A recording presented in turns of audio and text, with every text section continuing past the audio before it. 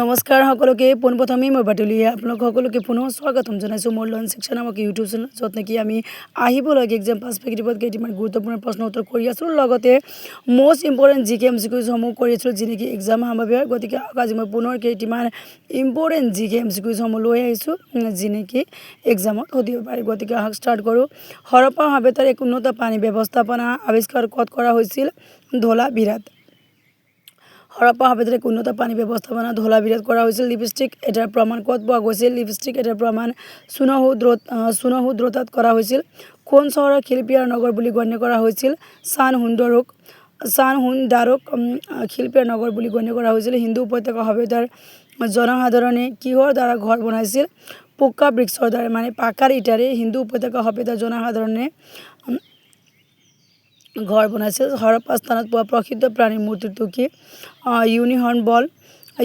বুল হৰপ্পা স্থানত পোৱা প্ৰসিদ্ধ প্ৰাণীৰ মূৰ্তিটো হৈছে ইউনিহৰ্ণ বুল হৰপ্পা বাসিন্দাসকলে কপাহ খেতি কৰিছিল আৰু ব্যৱহাৰ কৰিছিল চীনাউলিৰ পৰা মানুহৰ সমাধি ক'ত পোৱা গৈছে চীনাউলিৰ পৰা মানুহৰ সমাধি পোৱা গৈছিল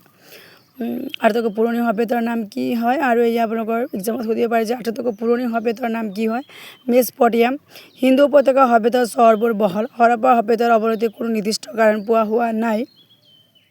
এটা সঠিক ব্যৱস্থাৰে লিখাৰ কলা বিকশিত প্ৰথম প্ৰাচীন সভ্যতা হ'ল মেছপটেমিয়া আৰু এয়া ঋগ্বেদত কেইটা শ্ৰুতি আছে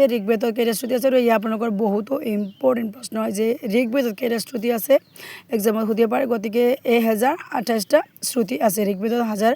1028টা শ্ৰুতি আছে ঋগ্বেদত বৰ্ণ শব্দটো পোৱা যায় যাদুকৰী মন্ত্ৰৰ বিৱৰণ কোন বেদত আছে যাদুকৰী মন্ত্ৰৰ বিৱৰণ অথৰ্ববেদত আছে ঋগ্বেদ শ্ৰুতিৰ সংগ্ৰহ ঋগ্বেদ কিহৰ সংগ্ৰহ এই আপোনালোকৰ প্ৰশ্ন হ'ব পাৰে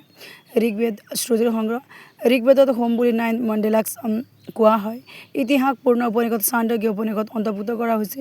ঋগ্বেদৰ মৌলিক লিপি কোন আছিল ঋগ্বেদৰ মৌলিক লিপি আছিল ব্ৰাহ্মী আৰু এয়া আপোনাৰ ইম্পৰ্টেণ্ট প্ৰশ্ন হয় ঋগ্বেদৰ মৌলিক লিপি কোন আছিল ব্ৰাহ্মী প্ৰাচীন কালত দিয়া মহান বিদ্বান কোন আছিল মনু আছিল প্ৰাচীন কালত দিয়া মহান বিদ্বান কোন আছিল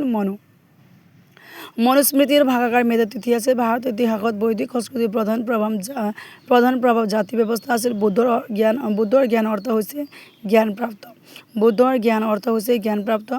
ৰুমি নদী পিলাৰে ইনস্ক্ৰিপশ্যন বুদ্ধৰ জন্ম নিশ্চিত কৰিছে বুদ্ধদেৱৰ শিক্ষক আছিল আলাৰা কালাম আৰু এয়াও আপোনালোকৰ বহুতো ইম্পৰ্টেণ্ট প্ৰশ্ন আছে বুদ্ধদেৱৰ শিক্ষকৰ নাম কি আছিল আলাৰা কালাম গৌতম বুদ্ধৰ পৰা জ্ঞান লাভ কৰা সেইজন ব্যক্তি কোন আছিল সুবাদা আছিল গতিকে আজি এইকেইটি মই প্ৰশ্ন লৈ আহিলোঁ যি নেকি এক্সাম সম্ভাৱ্য এক্সামত সুধিব পাৰে গতিকে আপোনালোকৰ নিজৰ নোটবুকত নোট ডাউন কৰিব পাৰিব চাব পাৰিব পঢ়িব পাৰিব আৰু এক্সামত ভাল ফলাফল দেখুৱাব পাৰিব লগতে এনেধৰণৰ ইম্পৰ্টেণ্ট ভিডিঅ'ৰ কাৰণে আপোনালোকে মোৰ চেনেলটো ছাবস্ক্ৰাইব কৰিব পাৰিব অ'কে ধন্যবাদ সকলোকে